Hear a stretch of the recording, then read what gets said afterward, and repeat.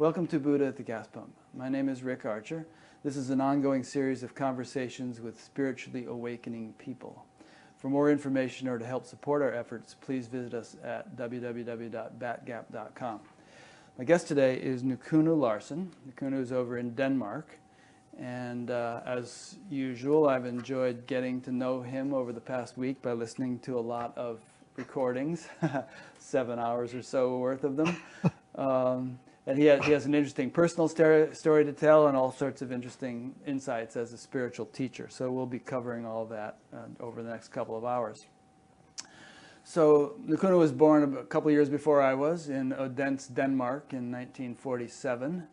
And he left school at 13 years old and was declared hopeless, so he was given no education certificate. And I'll let him pick up the story from there. Okay. I think it's worth telling one's personal story so people can relate. Yeah, exactly. And becomes personal. And also because you can never predict what's going to happen for a person. It's I mean, I could never imagine that I will end up going to India and doing all these things. I came out of a painting family, house painters, and as you said, I left school very early because I was a hopeless case. I was always sitting and looking out of the window and dreaming about being out in nature. I was always deeply connected with nature, always. And so I became a painter, house painter, and then I went into the army. And it was a big change because my closest friends there were school teachers. And they ignited my inferiority complexes, like I could nothing. So I decided, coming back from the military, to get some basic education in mathematics and language, and then I got very interested in mathematics, and I actually ended up studying mathematics at university. And then I felt it was too superficial, so I went to philosophy. And there I was very happy that I had a practical background, so I didn't get lost. Because all these head people, and I mean, you should have seen when we had parties how when these people got something to drink, what happened to them when they came out of their head. So I was happy I always had a practical background. And then it went on. I mean, you will find out one day when you really come home to yourself that you were never the doer or the chooser here. So life provided me with a situation with a TM teacher. Sven Ove was his name in these early days, maybe 74. Yeah. And he said, you should learn to meditate. And I said, really? This metaphysics, what should I use that for? Yeah, but... and I was a very ardent Marxist those days. Oh. Very much into Marxism, and I enjoyed Marxist points of view of this very practical. But when I sat down and repeated this mantra, I felt for the first time something is happening in my life that is important. And then I really stick to it totally for 2 years. Is it okay I tell? Yeah, sure. No, keep going. And then I start sitting on so many feelings because it was like the mantra drilled very deep in, but then all this deep anger and sorrow and deep feeling came up, and I didn't know what to do with them. And when I asked the people there, they didn't know either really. And I was like an atom bomb. Yeah, they just call it unstressing. Yeah, you know, but I was really grateful to this transcendental meditation, and then as my story went on, my girlfriend left me from one day to the other, and I was totally devastated, and all these feelings, and then I met Osho. And it's funny with Osho because a year before, I had been on a long yoga course, and I saw pictures of different people on that yoga course, and there was also a bald man giving a talk in India, and I didn't pay much attention. I just saw that picture on that yoga course. And then maybe 3-4 months after, when I came home, I sat down and meditated and asked, who's my guru? I was very connected with Yogananda those days. Was receiving all the from Self-Realization Fellowship, and I must, of course, I was touched by Yogananda's book, the autobiography of a yogi, of the heart and the devotion. And so I thought he would appear. You can't believe it. Then Osho, this bald guy, came, and I did not even know what his name was. I thought Osho had long hair. Yeah, it's right. At different times, maybe. Yeah, on the top he was bald. Oh, yeah. okay, yeah. I was very surprised. Aha. Okay. And then somehow I forgot about that, and I was in Africa as part of my study at the university to finish. And when I came back there, that happened with my girlfriend, and then I met a guy that was also interested in Osho. I started meditating Osho's meditations and reading his books, and touched me very deep. So I went to Pune in 79, not because I wanted to become a sannyasin, but I actually have in mind to go up north also and see Papaji that Yogananda talks about. So you can probably relate to a lot of what I'm saying. Oh, yeah. I have Yogananda's book on the shelf back there. You see it? Yeah, I can see Yogananda up there. Right. And I ended up asking Osho for a name because I want to talk to him. So he gave me a name and said that my work, my life purpose would be to grow love where there was only stones. And I started doing all kind of groups in Pune, and the invitation just came from existence, and I started going back into groups and therapy groups, and then Osho, I was totally devoted to Osho for so many years, from 79 to 94. And in January 90, Osho left the body. And it was really a funny day, because that day I couldn't find my mala, this necklace with his picture. I couldn't find it that day. And somehow I was relieved in a way, because I felt he was start talking a lot and blah, blah, blah, blah, blah, blah, blah. But I loved him, and I loved the people around him. And so I had become a Pune therapist those days. I gave groups in Pune also. So in late 91, maybe in November,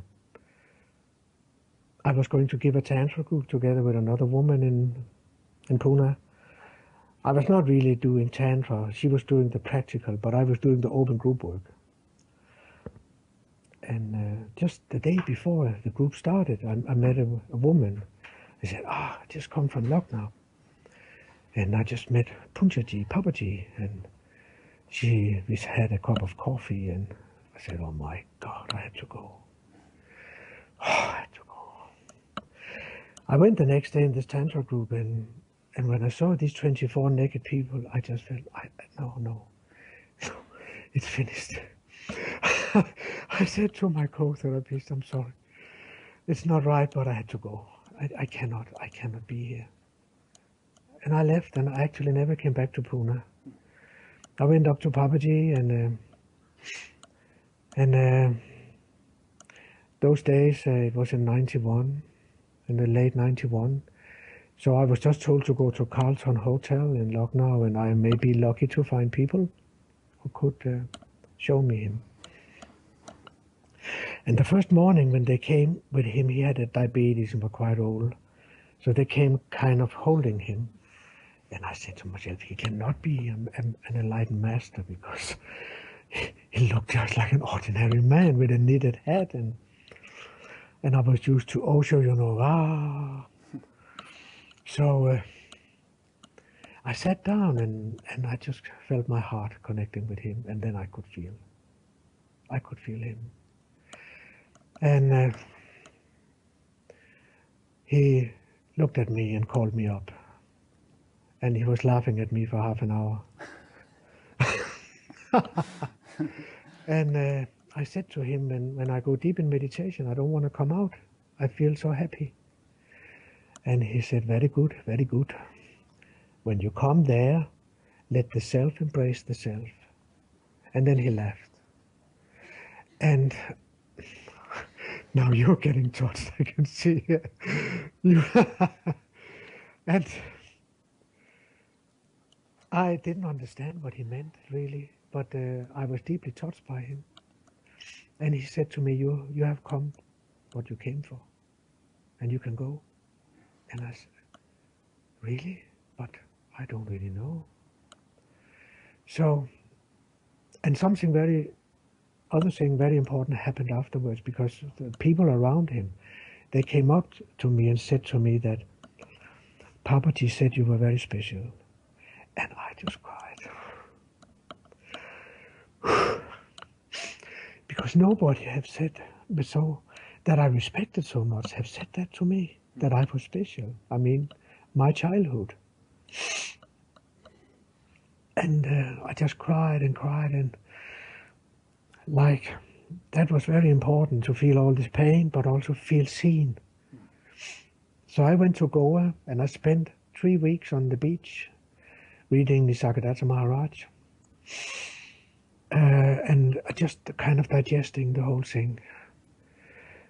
At that time, I have started an Osho community in Denmark together with another guy, and it has been running for nearly 10 years.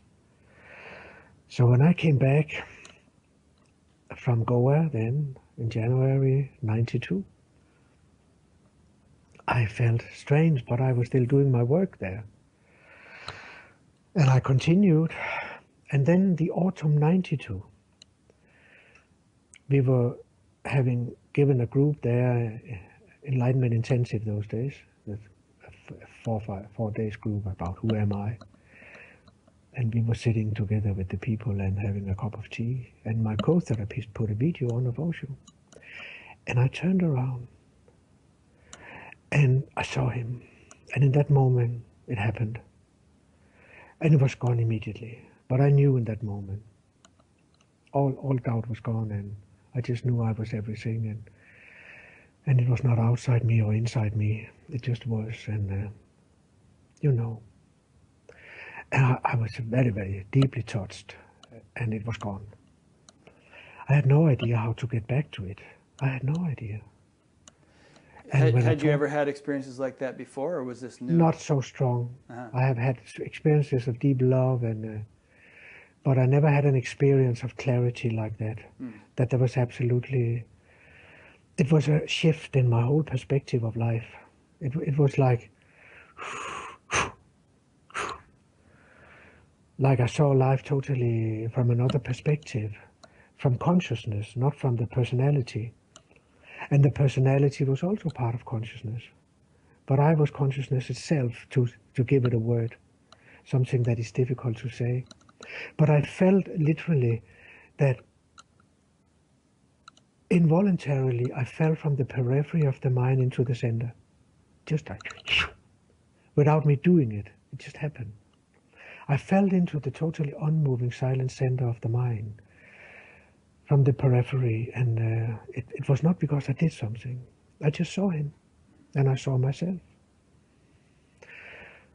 But there was nobody there who could recognize me or respond to me in the Osho community. And I felt no attraction to go back to Pune, do more programs. I went up to Lucknow again in 93 in the autumn, and Papaji didn't look at me at all. And I was crying, what am I doing here? What should I do? And I was not finished. It was still, I have had that experience, but I could not come back to it. And at that time, I have started doing a spontaneous surrender. I cannot say that it was because of that surrender that it came again, but I also don't think it would have come without it. The surrender was basically 4 steps that was natural for me. I tuned into my heart. I knew the truth is in my heart, I know, but I cannot reach it. But I know it's there. So I would go in and say to the divine, I want to merge with you and nothing else. Just that. I have no criterion or no demands. I just want to merge with you. Just like a little child talk to the father. And the second step kind of was, I don't know how to do it. So I give it over to you to complete it. And from this moment on, I will see everything in my life as your grace. Where did I get that from? Of course, my many years in India. And I'm so grateful to the old Indian culture. That is disappearing, I feel, in many ways. But the very, very old Indian culture where all the yoga, the mantras, the yantras, the tantra, where all this comes from. So I've been so much in India and picked all this up. So this was a kind of thing I did every evening before going to bed. And I would often cry going to bed. So did it make it one? I don't know. But that evening in Lucknow in '93, December, I also kneeled down and I said, I want to merge with you and I'm not finished. Take me where I need to be. Take me where I need to be. I feel a very good connection with you. Yes, I'm feeling it. And if I could just interject a comment, what comes across in your story is the sincerity and the intensity of your quest, your Only desire. that. And this comes across in so many people's stories who really achieve some results, if we want to use those words, which is, it's not so much the means they used, it's more like the desire, the totality. Yeah, the sincerity and the totality with which they throw themselves into the search. And then, as Jesus said, seek and ye shall find. Yeah. And that's grace. Yeah. It's grace. And if a person is like, so what? It's interesting. I'll read a book and now I'll go to the movies. It's like it's kind of a half-hearted sort of approach yields half-hearted results. It's all or nothing. Yeah. Yeah. And my life was like that. There was nothing else. When people ask me, what are you looking for? And said, I'm looking for something I don't know what is, but I feel it's missing. I can. And the pain could be so deep. I remember standing at the ranch. I was at the ranch with Osho those days. Oregon. Now I don't know how many of the listeners know all this. But Osho moved to America for a time. And we had what we called a drive-by darshan, where we were standing along. And you won't believe it, but sometimes I felt, just die so I can get peace. Mm-hmm. Because I felt, looking at him, I had to go on. I could see that there was something there. And I often thought about Pontius Pilatus and what was Judas, I think Judas saw Jesus, but he got desperate. Because how to get there? Mm. He could see that this man had something, like I could see with Osho. But for God's sake, how do I get it? And sometimes I wanted him to be dead so I could get peace. Why would that have given you peace? I don't know. It's like you could... Then I could go back to Denmark and just live an ordinary life. I see. So as long as he was around showing this example of what was possible, you couldn't rest. No. But of course there are other examples, so if he died, then there's more. but there's Yogananda and all the stories and all the books and all this. I know. So let me just slowly come to an end. So that evening in '93 in December, I kneeled down and said, please take me where I need to be. I'm not finished. And next day, some of my Danish friends come up and say, we're going to go to Rishikesh. And Papaji was going to his son's wedding in Delhi. So I said, yeah, why don't I go to Rishikesh? I also always wanted to see Ganga, meet Ganga. And I couldn't get a ticket, so I went into the VIP office and they gave me a ticket. And we came to Haridwar, took a taxi to Rishikesh, and that is in January '94. Walked down through that little town, down to the bridge, Laxmandula, and I met Jhanchi from the Sacha Linage. And I closed my heart, and I closed my eyes, could feel her heart immediately. And I think she's been awakened for a year then. And she was so, it was so new and fresh and simple. And I said to her, can I meet your master? And she said, yes, of course, Maharaji, an old master in a lineage called the Sacha Linage, which goes way back. And I started sitting every morning with Maharaji, and this was the path of devotion. That was the path of love. So I felt I've been with three important masters. I've been with Osho, meditation therapy, Papaji, self-inquiry, and now I met love, devotion. So I spent a lot of time there with Ganga, with Maharaji, with Jhanchi. And one morning after I had been chanting Gayatri as usual, I was sitting in my little guest house roof and drinking coffee and looking at the mountains. And I just listened to some pop music and was just here looking at the mountains, the beautiful morning, and I was not looking for anything. I was not trying to avoid anything. And it was like for a moment a door opened, like a gentle slip, that if my mind could have stopped it, it would have stopped it. Then it came again, the shift. And it came very strong now. And I cried a lot. And I spent 2 months in the jungle in Rishikesh and losing it, gaining it, losing it, gaining it. And I started to find out how it came back. It came back when I relaxed totally.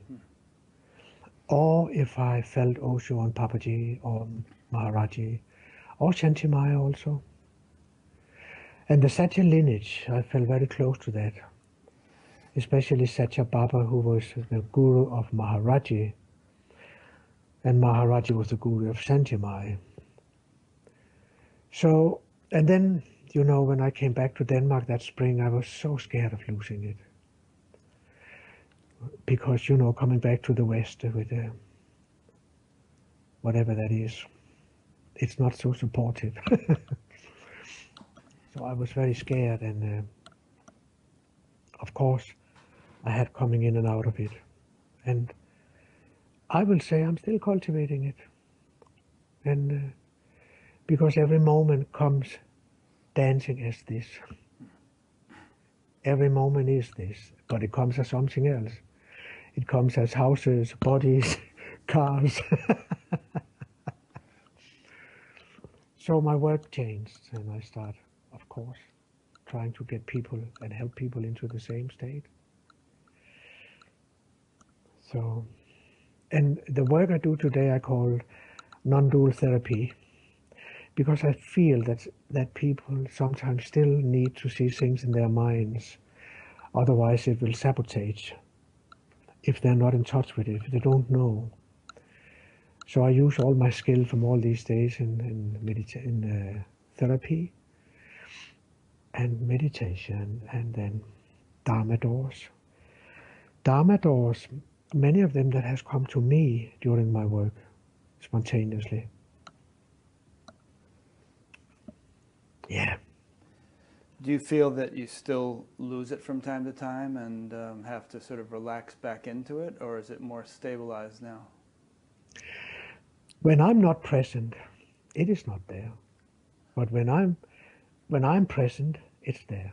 But if I am not really present, if I'm drowning in activities or I'm not really here now, then of course I'm not aware of it. But the moment I become present, just coming here. Is Then it sort of in the background though? Let's say you're driving and it's busy traffic and you've got to really pay attention to what you're doing, but is there sort of a backdrop of silence? Yeah, it's always there. Yeah, so it's just not in the foreground because you're busy focusing on things. It's like the screen in the movie, you know. Right. That you can get lost in the movie for a while, and then you're the screen. Yeah. Yeah. And you say you're still deepening into it, I think was the phrase you used. So Yeah, because it's not a state. It is ongoing recognition. Mm-hmm. As long as you have a body and as long as you have a life in the body, God's come dancing as all kind of other things. He's hiding in whatever masquerade he comes in. Like I love Ramakrishna saying, he says that the magic is unreal, but the magician is real. It's really so true. So I teach, of course, people really two basic things, that you must face impermanence. Otherwise, forget about it. If you start seeing any solidity in your experiences, there will be separation, there will be you and that. So it is so important. And it's absolutely, without it, I cannot. There will be separation.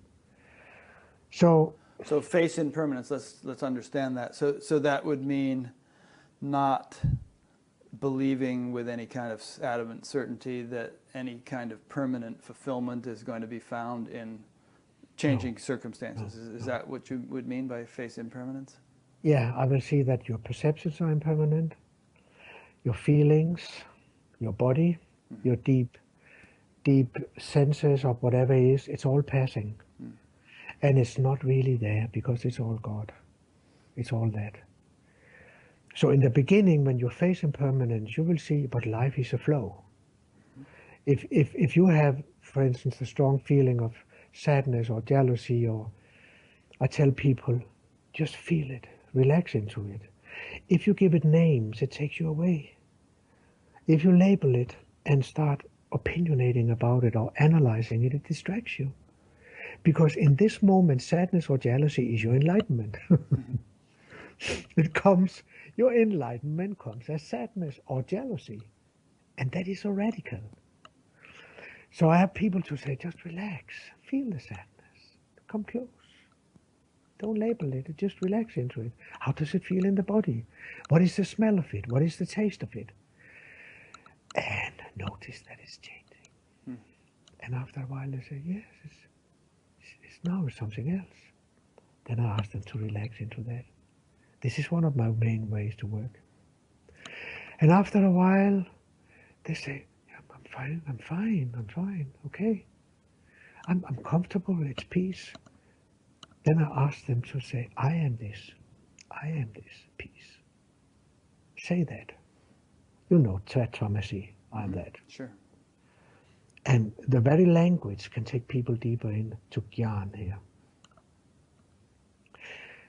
So Advaita, we call that Jhan, that state where you come into a state that is absolutely permanent and not changing.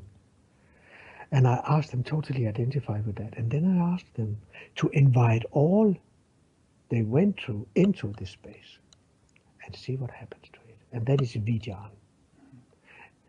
Then there's a chance that you really come home.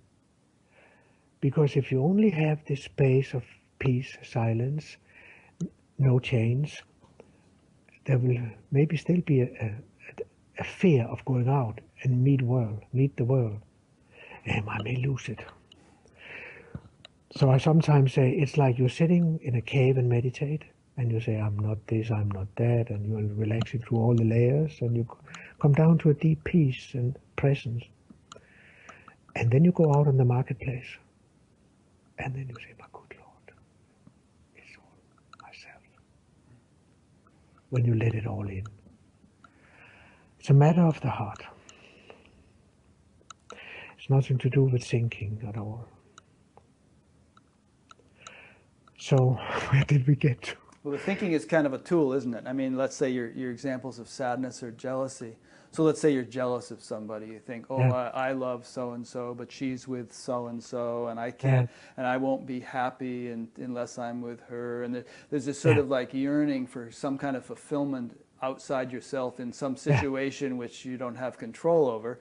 And so what you're saying is turn it around and, look within your own heart for the fulfillment that you think you're going to find Yeah, outside, yeah, yeah. and if you melt into that, then you find that fulfillment which you were actually looking for mistakenly Outside. in Yeah, some outside thing. yeah, yeah, Yeah. yeah. You can't get anything that you don't have already. Mm. You cannot get it from outside. But these are deep matters, of course. Yeah. It's interesting also to consider, I think I heard you say this in some recording, that, if you love somebody or hate somebody or, some different feeling towards someone else, you're really only kind of projecting qualities within yourself Oh, on those people or on those situations. your name is Rick, right? Rick, yes. Yeah, yeah. It is another major thing I want to talk about is projection. Mm-hmm. That if we don't learn to take our projections back, we will create separation again. Yeah. And they are both positive and negative. And maybe the positive are the most dangerous. Mm. And because the moment we see something, when we have admiration, for instance, and oh, you're fantastic, you're so beautiful, I wish I was like you, and oh, I love you so much, and like in romantic love. Mm-hmm. Yeah. These positive projection has to be taken back. So I had a woman many years ago who came in Satsang and said, Nukunu, I found a man in my life and I love him so much. And, I took her up in the chair and I said, yeah. Now just imagine he's sitting in front of you and just look at all this. You love with him. Oh, he's so wonderful. Then close your eyes and feel, where is this love coming from? Is he putting it into you? Is he stuffing it into you? Or is it arising in you? Yes, it is. It's arising in me. And then I told her, can you say to this man, I take responsibility for this love and set you free. It's very important. Then love becomes a sharing, not a need, not a beggar game. And if you start having glimpses of the truth, if you still fall victim of projection, you lose it. Because you create separation again and fight and dramas.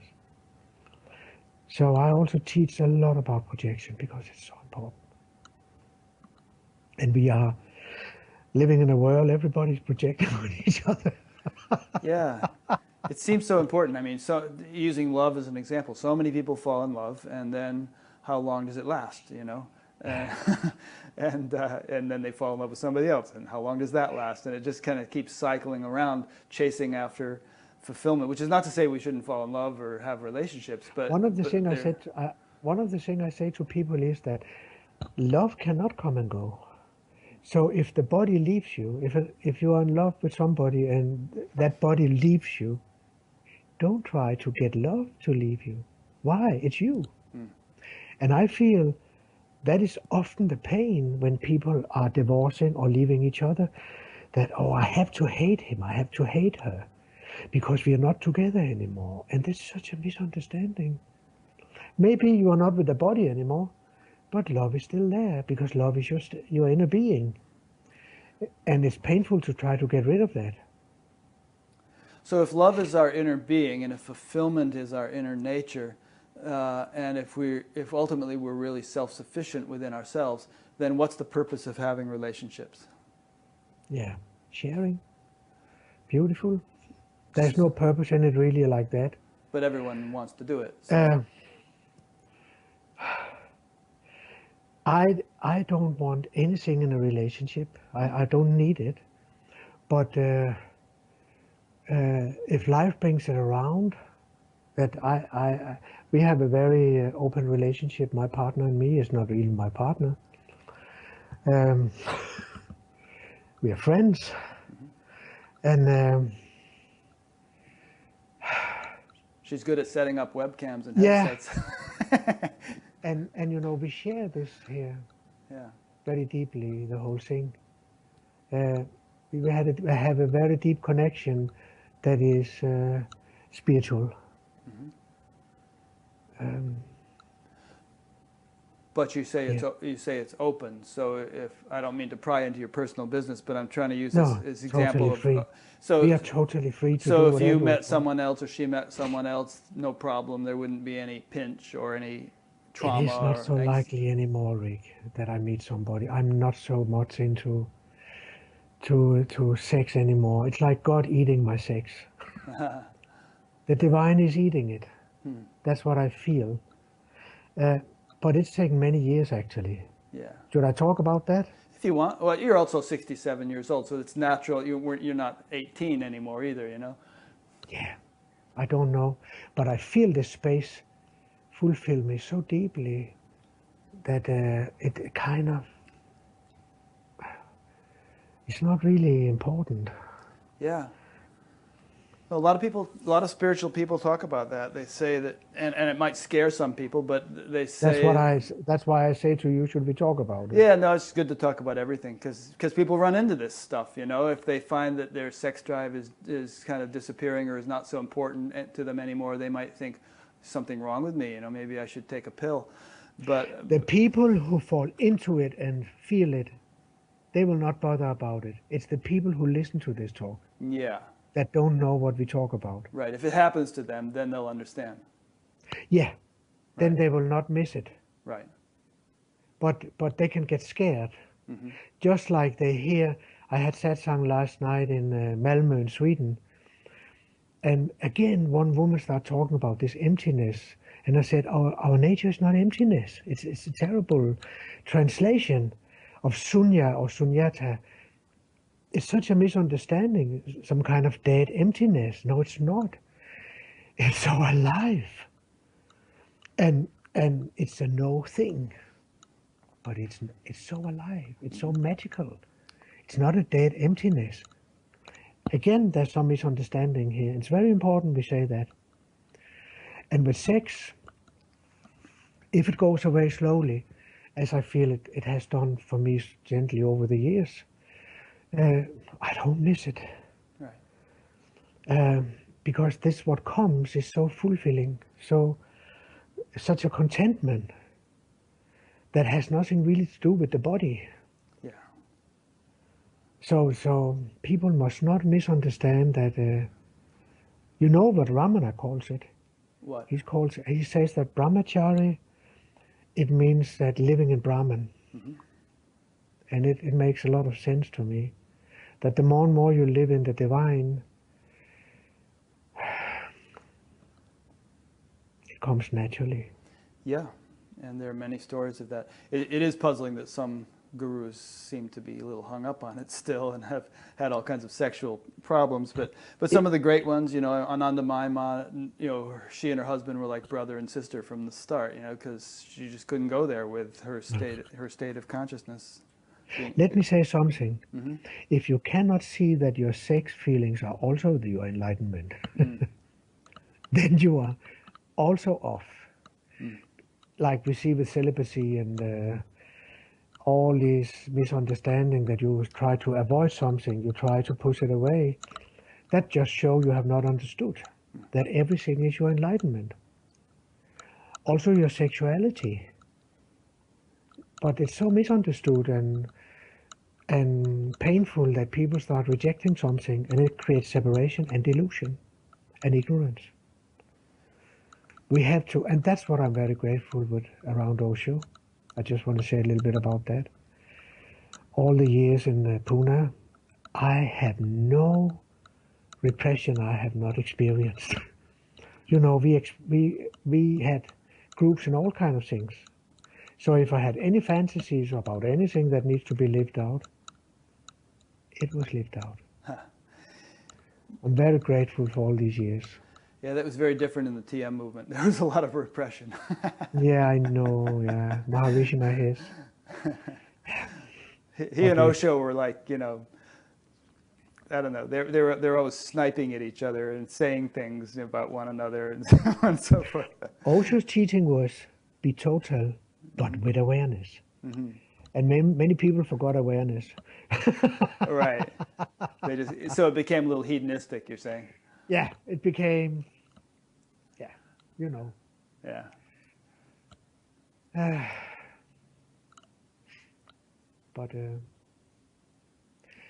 But I never chose all that. It just happened in this life of this body-mind here. And very important, you can listen to my story, but everybody has to walk their own line. Mm-hmm. Everybody has walked their own story. I totally agree with Krishnamurti. There's no highway. There's no path to the truth. Absolutely not. Everybody has to meet themselves totally deeply. And you have to go alone here, in a way, until you see there's no one alone or together. Until you see that there's no one alone or together. You go beyond that. But I think many people are scared of meeting themselves so totally like that. Give me some teaching, give me some belief system, give me something. And I think a lot of people, you know, like yourself, they really want to meet themselves, so to speak. They really want to realize, but they feel kind of blocked. Like, what next? How can I break through? You know, where's my teacher? What should I practice something? I feel stuck. You know, I want it, but I'm not getting it, or I had it, but I lost it. And, you know, so a lot of people are kind of looking for what they can do or whom they can meet that would clear the obstacles that appear to them to be blocking their fulfillment. I usually say to people that 3 things are very important. You hang around with people who have realized this. Hang around with them, and you may get the measles right away, because it's a recognition. It's like I say to people, if somebody comes in through the door who is very sad, you will say, oh, this man is so sad. Because you will feel the sadness, because this man is not really outside you. It's your experience. You will feel it. If somebody come in through the door who's awakened, you may also feel that. And it's so simple. It can't be so simple. It's just a simple recognition of something you are also already. And so hang around people who are clear, who's awakened, and find a practice of meditation or something where you become present, where you meet, where you go in. Because even, Rick, even if you have had a glimpse of this, it will go if you cannot come in. You know, in one of the Zen schools in Chan in China years ago, old time, they said that you actually first start meditating when you have had a glimpse. There was 2 schools. One said you had to have a glimpse before you meditate. The other said you have to meditate to get a glimpse. And in a way, both are true. Yeah, that's what I would think, yeah. Yeah. So something that makes you present, something that makes you stay by yourself, spend time going in, and finally also reading very good words, sutras, of people who try to express it. And share with people, meet people. I've been so lucky that I've been allowed to talk about this for all these years. Well, Denmark is a free country, you know. Yeah, I know in my case I would say that I had glimpses before I started meditating, you know, through drugs and whatnot, had glimpses. But then when I started meditating, then there was a systematic way of having those glimpses on a daily basis, you know, and then that was much more productive than just sort of random or chemically induced glimpses. Yeah. There's an interesting quote I read from one of your books. You said, awakening does not happen because of effort, but it does not happen without it. No. And I found a quote from Ramana Maharshi that's very similar. He said, effort is necessary up to the state of realization. Even then, the self should spontaneously become evident. Otherwise, happiness will not be complete. Up to that state of spontaneity, there must be effort of some form or another. There's a state beyond our efforts or effortlessness. Until it is realized, effort is necessary. After tasting such bliss even once, one will repeatedly try to regain it. Having once experienced the bliss of peace, no one wants to be out of it or to engage in any other activity. So, yeah. He was fantastic. Yeah. He is. So it's the reason that we're on this point, I think, is that some people kind of dismiss the notion of making efforts of any sort or doing meditation or anything else. They say, well, you were already that, so what is there to do? And I think you would somewhat disagree with that. Yeah. It's true in a way, and it's also not true. Yeah, it's paradoxical. It's a paradox. You cannot achieve it by doing anything, but all this doing, I love what Maharaji, the Sacha Linage, used to say, that all the work you are kind of doing on yourself is creating a womb. So when it comes, you can hold it. Mm. And I actually saw it with Papaji, because Papaji, have you ever met him? No, not personally. I've interviewed a lot of people who were with him, but I didn't meet him. No, Papaji, what was it I want to say? Creating a womb so that when it comes, you can hold it. I saw many of us, we came to Papaji, and I saw many people have glimpse, just being close to him. And I also saw him reading letters afterwards that have lost it, and I could see how few people were able to hold it. And I saw that a lot of these people who were able to kind of hold it afterwards, it was people who had been working with meditation, with therapy. Otherwise, it's just gone immediately. Yeah. Here's another quote from Nisargadatta. He said, the self cannot experience its knowingness without the help of the body. It is a necessary instrument.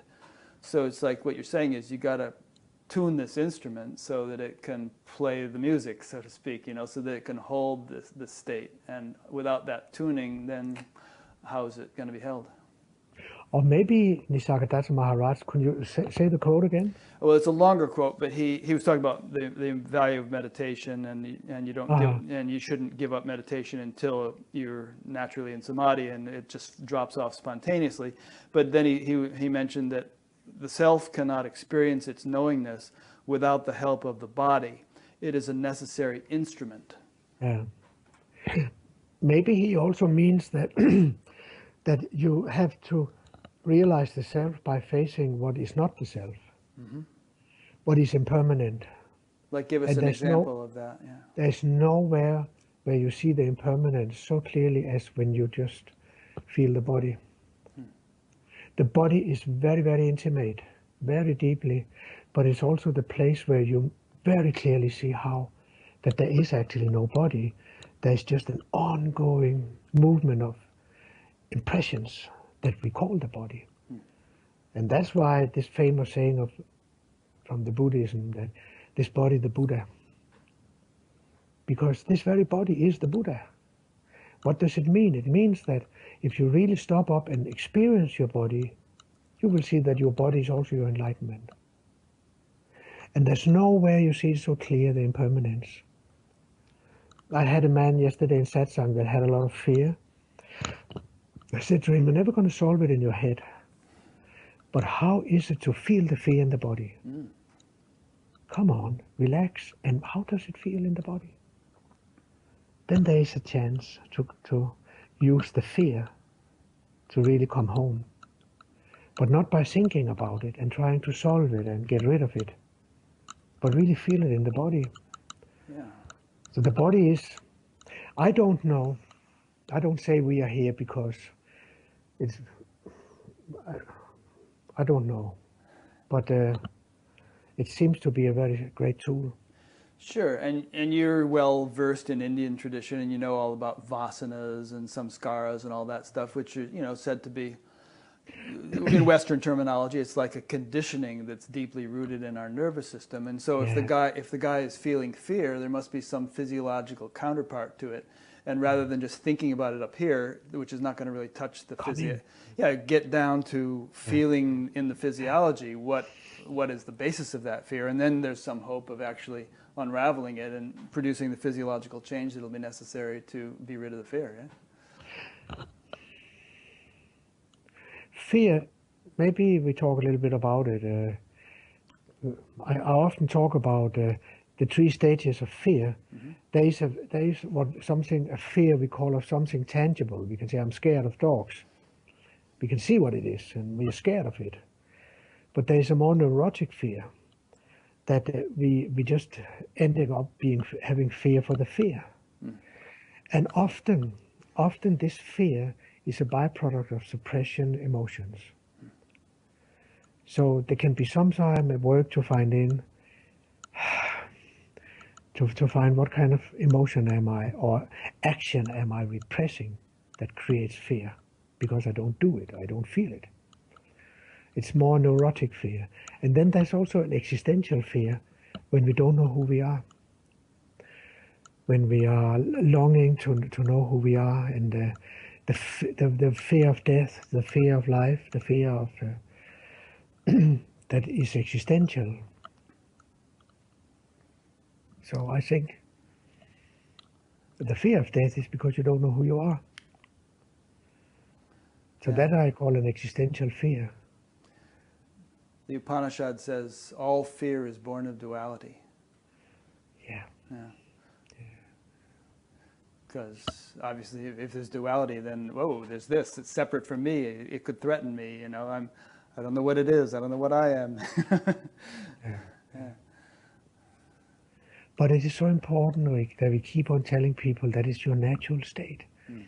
It's not something fancy, or it's very natural and very simple, but not easy to find, because we are so deluded, we are so lost. But I love the Zen people calling it inescapable. You cannot avoid it.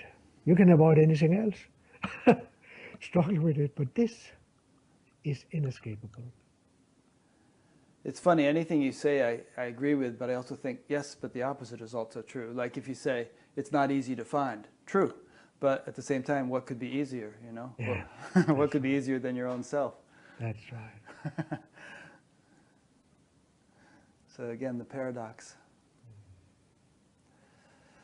I got a question from somebody who wanted me to start asking it of guests more often than I have been, which is the whole dark night of the soul issue. He feels like he's going through one, and he was wondering whether it's something that people go through more if they are slow awakeners rather than sudden awakeners. And so what did you go through, and what is your experience of working with various students with regard to this dark night of the soul thing? When you talk now, I'm reminded of the Sufis. Mm-hmm. That talks about that you come to a state in your life where you see the whole of your life is meaningless. If you are, I think it was Bernard, what was he called, this guy that created Est? Werner Erhard.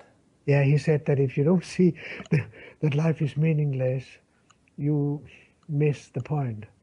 So the deeper and deeper you go into life, you start seeing that you're never going to fulfill here. You're never going to find the meaning of life here. And so the Sufi will say you get to a point in your life where you either commit suicide or you wake up. Because if you see how meaningless life is in that way, your mind stops. You stop your desiring. Otherwise, you will desire into the future all the time. But if you start seeing, but it is hopeless, it doesn't lead anywhere, then you can come into a very, very painful. I want to tell you an authentic story. Mm-hmm. I had an old sannyasin friend. Sannyasin meaning a fellow Osho yeah, disciple, yeah. And he was sitting in Buddha Hall one day, and he just looked around, and he felt, my God, my whole life has been totally meaningless. What have I arrived at? What? And he felt like killing himself. So he bought a rope, and he was going to hang himself out of the window in the flat he lived in. And this is an authentic story. And then he suddenly remembered his father also committed suicide. And he thought, oh, it's like you couldn't do that. So he was laying in his bed for 3 days, looking at the ceiling. And it came. And I understand. Because the mind stopped. There's no purpose of committing suicide. Somehow that door closed. And so he just laid there, and his mind stopped. And many, many people wake up here when the mind, for some reason, just stops. It can also be something so drastic in your life. Somebody leaves you, somebody dies, that there's no future. Your mind just goes, and the next moment, they're in bliss. So that's what I call the dark night of the soul, that you get to this point. And of course, when you get to that point, it's very important you are in a setting that can say to you, it's okay. Just let it stop. yeah, I had a friend who got to that point and he did commit suicide, and I really felt like if he had just burned through whatever it was that was eating him, he would have come out good on the other side,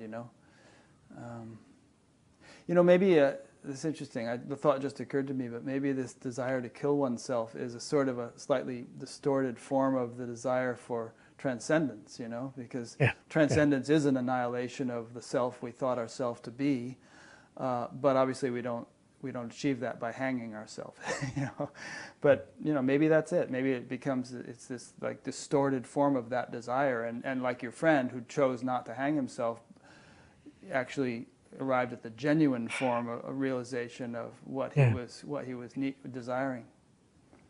Have you not seen the little cut with a guy I work with?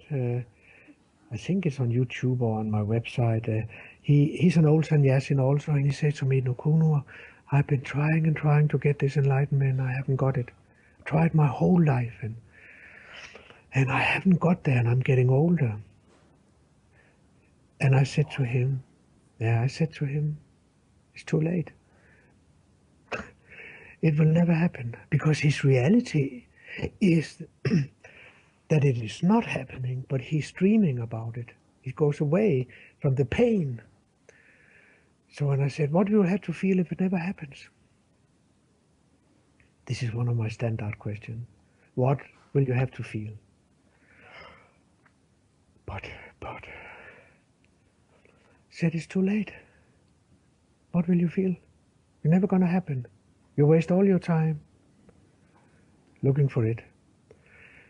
And he trusted me, and he went into this deep space of meaninglessness, and I asked him to relax into it, as I tell you, how does it feel? How is it felt in the body? What is the sense of it? What is the smell of it? And he came through. Suddenly he started dancing. Even his wife trusted it. She was also there.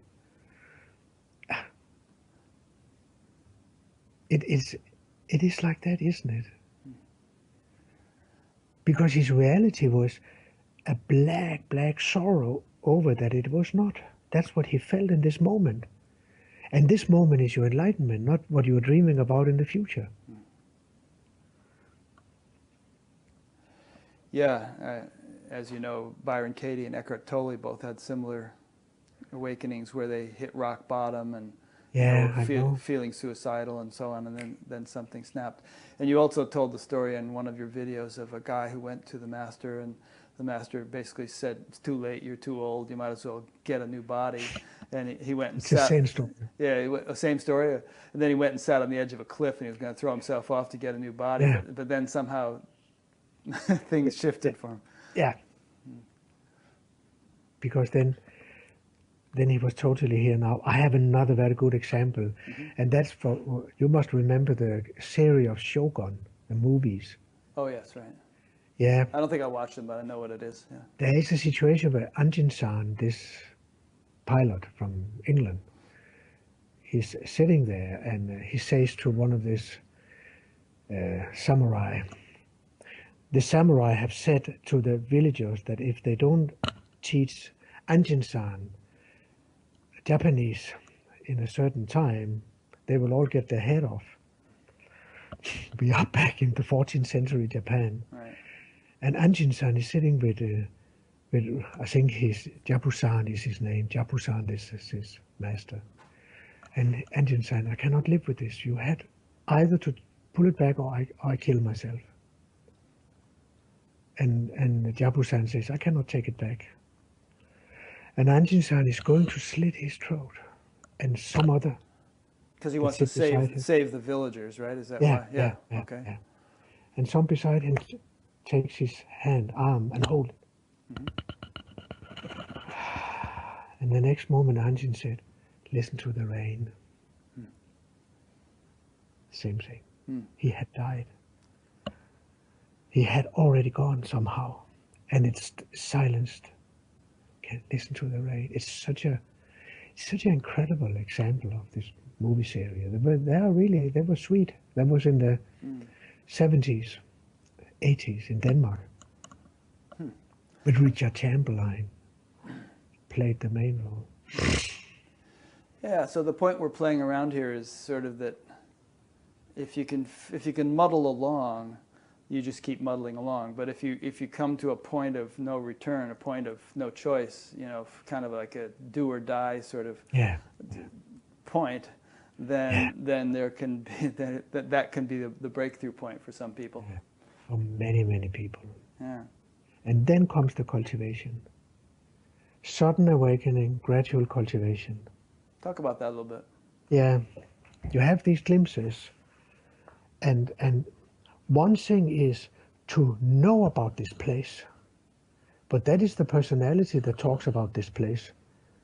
You have a glimpse and it goes away and the personality talks about it. I know, and I had it and I saw it. But another thing is to fully become that place. And from that place talk about the personality. That's the shift I talk about. And that shift is sudden, yes, but to get fully established, as what Ramana will say, one thing is to know the self, another thing is to live as the self. That is a gradual process, and from my point of view, it goes on and on and on. It's so deep.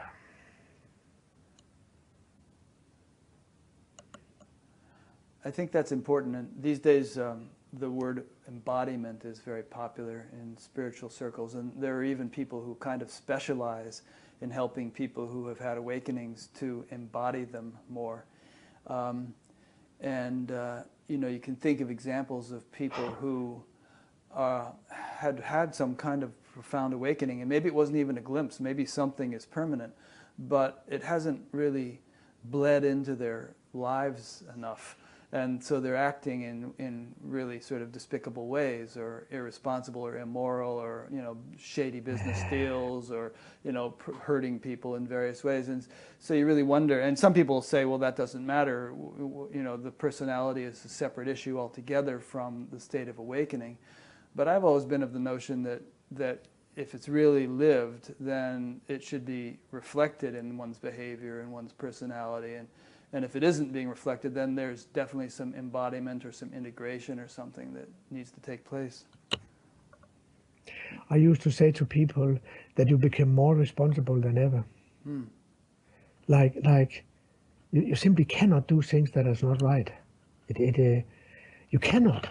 And it's not because you have an ethic, philosophy, or a moral code. It's just so much against everything in you to do something that is not right. That's what I feel, and because it's true, everything is impermanent and blah blah blah blah blah. But this is the mind. Yeah. Like, and I want to say something here about that. That it has to come so deep into the heart. I think many people just get somehow find out of it with their head, and it has not really come deep into their heart. And we never heard the old Zen masters talk about their love somehow, but even Ramana talked about his love for Arunachala in one of his writings, and it's not a dry matter. It is, if it doesn't come into a deep, deep love for this mystery, whatever we call it, God or the Buddha nature, but it must. You must come in and cry. You must come in and dissolve here. I like another word from Ramakrishna. He says, if you have not cried for God, you don't know what this is about. And I totally agree. But God, let me call it godliness, or this quality that comes in the heart, deeper and deeper and deeper and deeper. So mysterious, so deep and so fulfilling. And you just want to merge into it. You know, Zen people have what they call conceptual enlightenment and existential enlightenment. And that is a good distinction.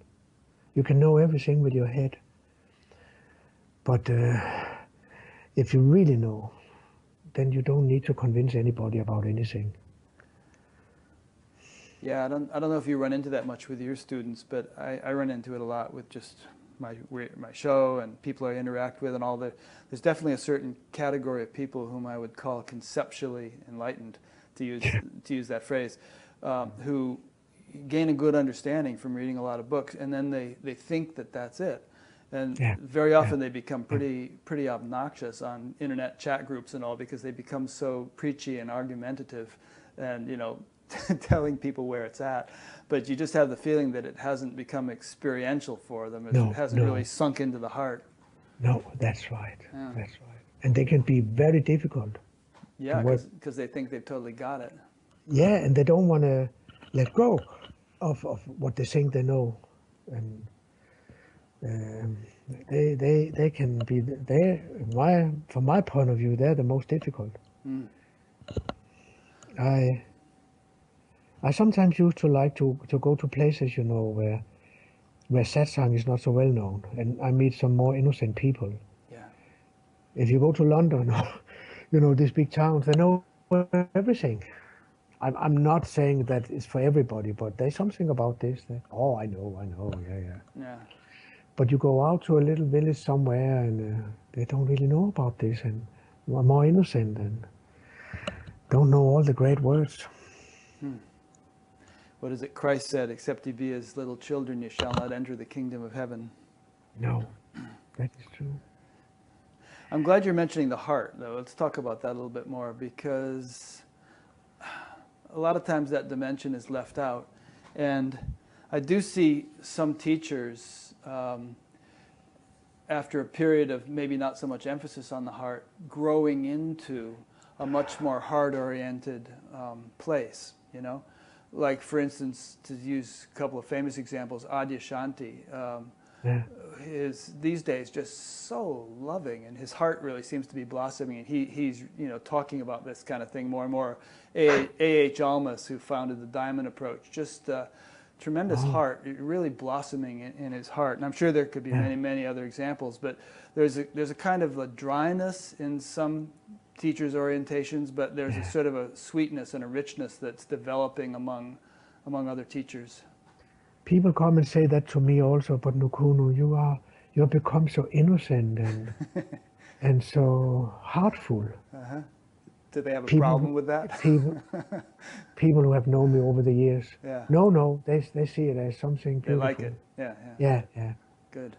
And I also feel it myself. I actually call the place on my website Matter of the Heart. I call it that because it's a matter of the heart. Yeah. And for me, awakening happens in the heart. It's a matter of the heart. You know, for what it's worth, since you had some TM years, this was kind of the way Maharaji explained it too, is that initially the self could wake up, one could be self-realized, but that there might not be at that stage very much heart development. But on that foundation, one appreciation really begins to grow, and then the heart really begins to blossom, and it's a whole new phase, which is ever so much more than just, you know, realizing the self. That's the cultivation. Yeah. Go deeper and deeper and deeper, and it is a matter of the heart. Mm. And like you say, it seems to be a lifelong process, right? There's no end to it. You know, this very old famous book of the Indians, the Ramayana, I often talk over that book because Hanuman is this. And you know, Hanuman is uniting Ram and Sita. So Hanuman is uniting what has never been separated. It's very beautiful in this story of Ram, of the Ramayana. I often talk over it and then use the story. We are children somewhere. We like stories. And but it says something very deep about Hanuman, setting fire on the town of the demons. What is fire? Again, awareness and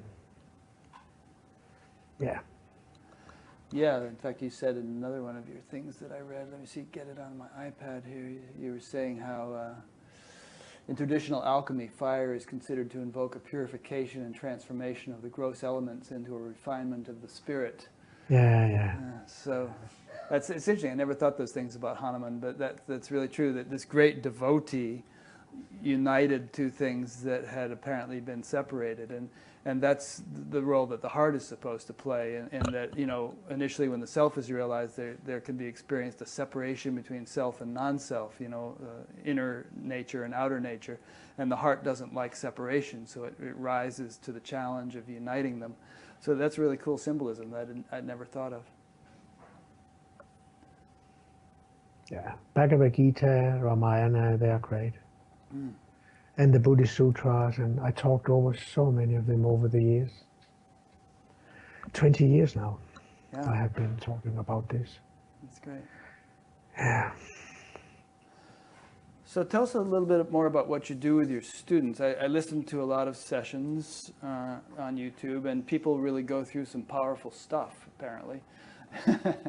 Some crying and screaming and all kinds of things that go on, but you know, and apparently you create an atmosphere in which it's very conducive for people to undergo deep changes.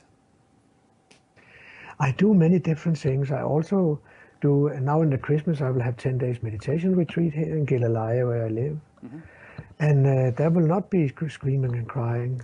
We will be sitting in silence, and I will give a Dharma talk in the morning, talk over a text, and Satsang in the afternoon. Then we just sit in silence. And so that is definitely also my way of working. Come and sit for 10 days. My God, your whole life you're running around. Could you not just take 10 days to meet yourself? At least. So that I'm very much advocating and telling people to do. And so I also do these non-dual therapy trainings as an opportunity to be with people for a longer time. And my basic point of the therapeutic stuff is that if there's something they have not worked out deep in themselves, it will sabotage them. Even if they have a glimpse of clarity, if there's something deep down that has not really been seen through as impermanent, it will come and create separation. The moment you start fighting with anything deep down, it creates you in that. We have you in that, and we have separation. So I start often with the very basic first chakra, parents, second chakra, relating, third chakra, shadow sides. What's the third one? Third, it's very much our shadow sides. What's that word? Solar plexus. Solar plexus. Shadow. Oh, shadow side. Okay, I didn't catch the word yet. Yeah. where I then work with, for instance, Gestalt or voice dialogue, which I feel very good tools. Are you talking about doing this as a one-on-one therapy or in a group or what? I do it in a group where I work with people and they work with each other, and all the time, during that journey, we talk about going deeper. Like if I have people coming down in a Gestalt session and I start feeling very good and very fine, then I try to take them deeper. Relax into this. You know, I see often the mind as a kind of like a cyclone with a periphery and a totally unmoving center. And mostly people are caught out here in the periphery, struggling, fighting. And the more and more they start relaxing back into this unmoving center, there comes the feeling of love, there comes the feeling of trust, of peace. And then it may happen that they become this unmoving center, which is the source of it's who you are. And then you will see, but I'm not separated from the periphery either, but I am also not the periphery. So I use this picture often. You're getting tired, I can see. No, I'm not tired, I'm fine. Oh, okay. Yeah. Don't worry about me. It's morning here, more or less. Oh, is it? Well, it's 12:30. It's not late. I'm good. I've had a flu for a couple of weeks. That's kind of a weird sort of thing, but I'm doing good. So let's see. Some people are stuck in this periphery somewhere, and they're not really aware of what's going on here, deep down. So then I feel I can use Gestalt, voice dialogue, to become aware, because it's by understanding you realize. You must. But I'm not talking about intellectual understanding. It's like understanding yourself in the Buddhist way. So then you can suddenly fall into this unmoving silent center, and that cannot be said anything about it. It's just, you can be it, but you cannot know it. You are it, but you will never be able to say what it is. So I often call it the fourth dimension. Somehow this Gestalt therapy that you do kicks people into it somehow, or triggers that realization. Relaxes. No, yeah. Relaxes the mind. Because it's only a still mind that can become so clear that it knows itself. So I use many of these techniques and these weekends we do to make the mind still. And my basic, if I have any teaching really, I call that associated inquiry. And if you go to Advaita, it's Vijnan. Vijnan, right. Vijnan, not just Jhan, but Vijnan. Right. It means, like I told you in the beginning, I ask people to relax through the layers, whatever they are caught in, and see that it's impermanent. And then I come to a new one,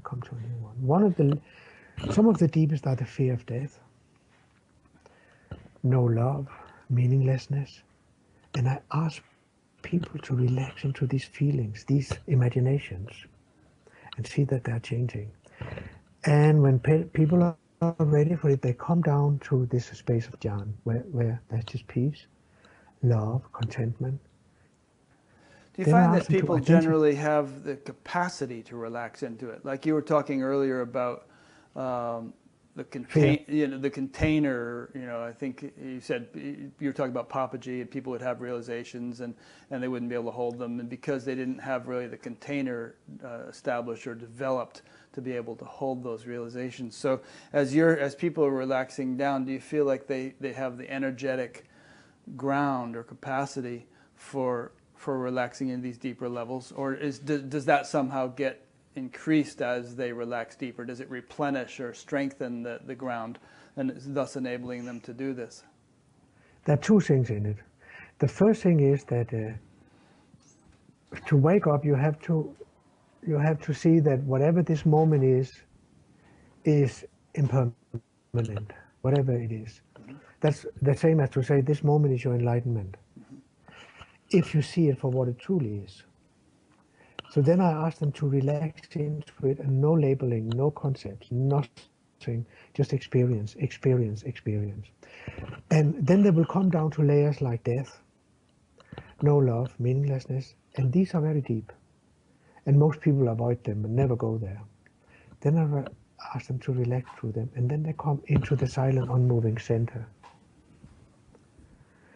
Then I ask them somehow to turn around there, and all this they went through, take it in to this place they are now. And then it becomes very strong. So all these layers we talk about, you have to know them and you have to dare to meet them.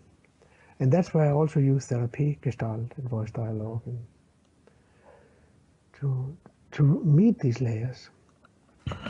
So, dum, dum, oh, and then you invite the whole thing in again. Then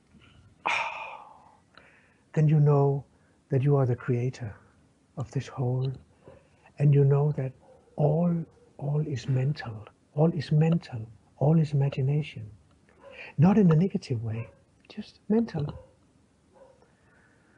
There's no objectivity here, but you will see that in that place. It's all myself, not in a personal way, but in a very deep, it's all my own heart.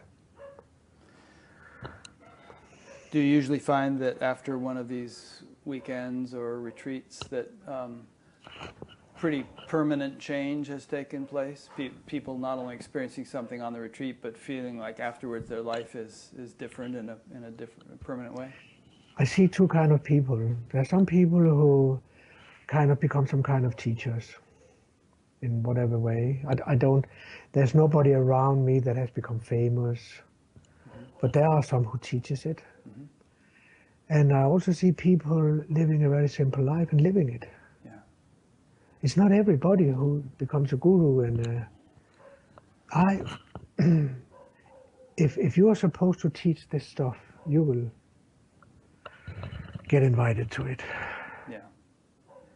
You cannot, like I was in Australia one year, and there was a guy sitting there and had an awakening in my satsang, and he rushed up to me and said, "How do I start giving satsang?" And you know, Yeah, I think I've heard that in Zen that you're expected to wait 10 years after your awakening before you begin teaching. yeah, that's right. Do you offer these retreats in English mostly? Yeah, always English. Very, very little Danish. Okay, sure, because there aren't that many. And I'm traveling. I'm trying to not travel so much, but I try to be here more. But I've been traveling many places. All over the world. I go quite a lot to Russia and Ukraine. Oh. These days, feel many innocent hearts there and openness to this. Yeah, what's going on over there? Of course, there's been this big controversy in Ukraine lately about Crimea and all that. And Yeah. Are there a lot of spiritual people over there? I feel many beautiful people around me there. And I've just been there now in Ukraine for 5 days, and you can feel there's something going on in the country, but in Kiev, don't know anything about it really. I didn't. And I hope that it will settle, so I can continue to go there, because I really meet many beautiful people there. You know, Rick, I find some people who have not had an easy life. It's not been easy. And at the same time, I feel that many of them have kept a certain innocence and openness in their hearts, especially in Ukraine. Russia, they are a little more hard. Hard? It's more tough. Yeah. Tough, hard. Yeah, they are more tough. Yeah. So Ukraine, I like very much these people. It's strange. Yeah. Sweden also, I like very much. Gone a lot to Sweden. It's interesting how there's sort of a different national consciousness as you move around the world. But like I've been to not as many places as you probably, but I spent 3 months in Iran and 9 months in the Philippines and about 8 months in India, and different places like that. And each one has its own personality, so to speak. But wherever you go, including places like Iran, you meet these incredible people who are just like these beautiful spiritual, you know, Yeah. highly evolved people. So Yeah. we should never write off some country and think they were all stupid there or something like that. There's gems everywhere. Yeah, there is. Yeah. There is gems everywhere. True. And maybe more and more so these days. It seems like there's kind of a epidemic going on. Yeah, maybe it is so. I don't really know.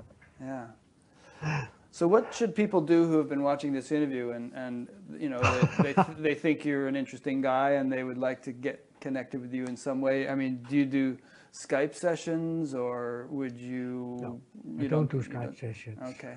So they would have to come to some place you're going to be. Yeah, they will have to come to some. I go to India, for instance, now. I used to go to Rishikesh a lot, and I go to Goa now for 2-3 months. And they can come and hang out with me there, and it's cheap. That sounds like fun. Yeah, and what? And nice weather. Yeah, nice. Yeah, and so that's possible, and they can go on my website and see where I am in the world, and find me. Is there anything else that you'd like to tell people? That, you know, I always feel like I've just scratched the surface when I do one of these interviews. I've kind of given people a snapshot of the person, but I always realize there's so much more and so many things we could have discussed and all. And so I always feel like I really don't want to leave out anything that's really important for people to hear, or for, you know, for you to say, if it's something, you know, you're going to think of tomorrow and wish you had said. So is there anything like that? I want to say to people that if they start feeling the divine presence in their heart, that don't pull away. Don't because they're brought up with Christianity or whatever they're brought up with, that they go away from it.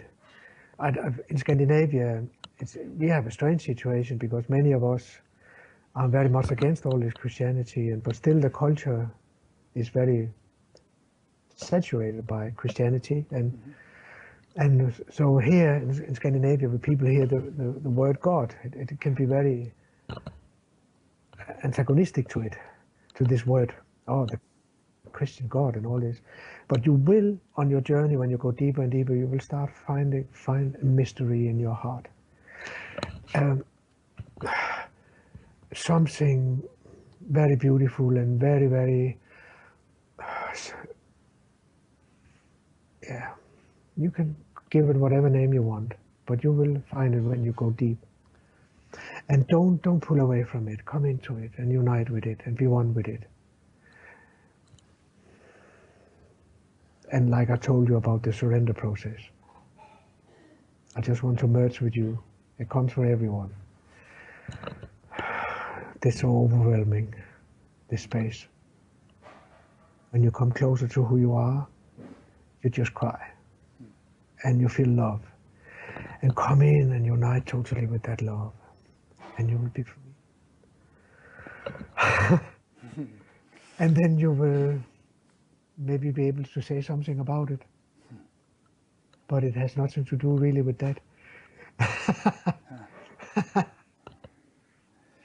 Or you may go and just be quiet. No, that's beautiful. I hope I don't dilute it by saying something now, but this whole thing of God, you know, a lot of times in spiritual teachers and people don't want to talk much about God, or they don't feel it's relevant, or, you know, they feel it's just going to be misunderstood if they use that word, or it's not part of their experience or something. But I really feel like it's, and I think you're giving a nice voice to it, that there's this whole dimension of the divine, which is so sumptuous and rich and profound and mysterious, that, you know, when you, in light of that, you know, some ways that spirituality is presented seem very plain and bland and watered down or something. I don't know. There's you know, there's a whole world of possibilities yet to be discovered when one begins to, as you put it, kind of settle into the heart and begin to appreciate the divinity, the divine, the infinite intelligence that is governing things. The problem is that all these words are touched by so many dirty fingers. Yeah. up through history. I know. But what should we call it then? So many wars fought over it and everything. Yeah. What should we call it? But everybody will feel it. The Yeah. presence of something so beautiful, so unbelievable here. I think if we're just going to use these words like God, we just have to remind everybody that don't think about what you were taught in Sunday school 40 years ago. That's not what we're talking about. That's what I say. I always say, call it godliness. Yeah. Maybe. But that's again, Rick, with what to do with words. Yeah. Yeah. But, with all these great teachers that people respect and quote all the time, like Ramana Maharshi and Nisargadatta and Papaji and all these people, when you read their writings and listen to their talks, they were very much in tune with what we're talking about right now. And, very devotional people, real profound hearts. And also it's definitely part of the package. Part of the total if package. you're sitting and watching a sunset, mm-hmm. and it's so beautiful that you totally forget yourself, and suddenly there comes such a gratefulness and such an incredible feeling up in you, that's what we talk about. Yeah. Call it whatever you like. Yeah. One way of putting it is, if you really start to appreciate the art, you want to meet the artist, Yeah. Who created this thing? Yeah. Nice. Yeah. Good. Yeah, well, were you about to say something? No. Okay. I will say something to you. It's been very beautiful to see that we are understanding each other very deeply, because we are both sitting with our words, but I feel we are. I know you know, and I know, and. Yeah, no, I feel that too, and it's a joy to talk to somebody who is so heart oriented, who is not just dry intellectual, but is really coming from a deep level of feeling. Yeah. It's good. All right. Well, I guess I'll conclude. I hope that people have I think people will have gotten a nice taste of who you are and how you teach and. What is happening now? Is this going out now to people?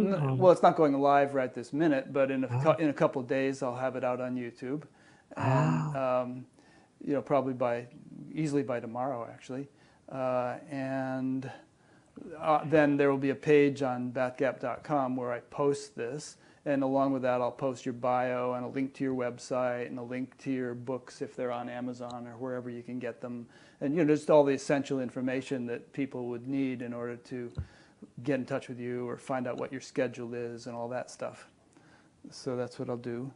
And also an email will go out to about 6,000 something people who subscribe to be notified every time I put up a new interview. So that'll go out. And if somebody's listening and they're not on that email list, just go to batgap.com. There's a place which says join our mailing list or something. You can sign up to be notified. I want to say something. Maybe while your net is popular, because it's very rarely that somebody who knows like you know is interviewing another one. Huh. And people will feel that. Because usually I'm interviewed by people who don't really know. You understand? Yeah. But everybody also seeing you, aren't they? Yeah. And you know what? I mean, I taught for 25 years as a TM teacher, and I got to a point where I was tired of talking about things that I wasn't fully experiencing. And so I didn't teach at all for a long time. And then I just got the desire to do this interview show, and I kind of feel like it's the right role for me at this time. I wouldn't want to I wouldn't even feel qualified to go out and be a satsang teacher or something like that at this point. It just wouldn't be my dharma, And No. but I feel like it's right for me to be doing what I'm doing. I'm good at asking questions. I can kind of tune into where people are and, kind of get a sense of a feel for them and have a nice conversation with them. And it's really kind of enjoyable to me to bring people like yourself to a wider public attention. And it's also very enjoyable to get the feedback I get from people who say, wow, you know, I've been so inspired, or I met my teacher through this, or I was going to kill myself, and then I listened to your show, and all kinds of feedback like that. So it's really gratifying to be able to make that kind of contribution. Yeah.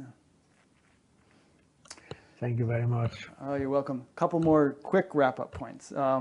So batgap.com, that's the place to go. You'll see all the 260-something interviews I've done, all indexed there. You'll see a donate button, which I rely upon people clicking from time to time. You'll see a place to subscribe to the audio podcast. If you don't feel like sitting and watching videos, you can just listen on iTunes to the audio podcast. Okay. Yeah. And there's a discussion group, a bunch of other things. So just go there, batgap.com, BATGAP, explore the different menu options, and you'll find out what's going on. So thanks a lot, Nukunu. Next week I'll be interviewing someone named Mary O'Malley, and we'll find all about her. Where's she from? I'm not even sure. I haven't checked into her that much yet. But Irene picked her out, and I'm sure she'll be good. Okay. All right. Thank you very much. Thank you. Talk to you later.